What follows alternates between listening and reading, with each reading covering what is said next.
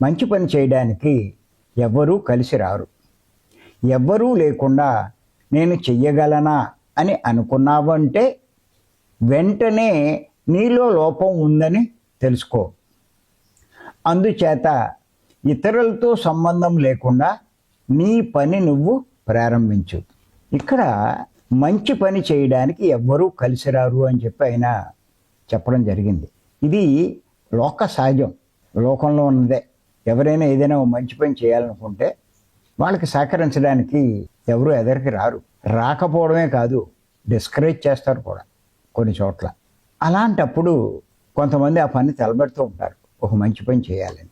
ఎవరూ లేకుండా నేను ఒక్కడనే ఏం చేయగలను అని నువ్వు అనుకుని ఆ పని మానేశావు. ఆయన ఏమంటున్నారంటే, ఖచ్చితంగా నీలో ఏదో లోపం ఉందని చెప్పి తెలుసుకో.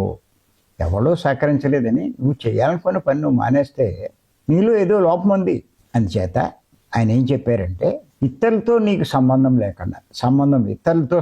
లేకుండా నీ పని నువ్వు ప్రారంభించు అన్నారు.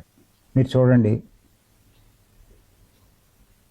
భీమవరం వెళ్ళాలనుకుంటారు చాలామంది. వాళ్ళకి సాయం ఎవరు దొరకరు, దాంతో మానేస్తారు. ఎవరు నాకు సాయం రావట్లేదని. ఇప్పుడు ఎవరు నష్టపోతారు ఆలోచించండి. ఒక మంచి పని, ఒక లాభం కలిగించే పని, మనలో మార్పు తీసుకొచ్చే పని, ఎంతో గొప్ప పుణ్యకార్యమైనటువంటి ధ్యానం చేయడానికే కదా భీమవరం వెళ్తున్నారు.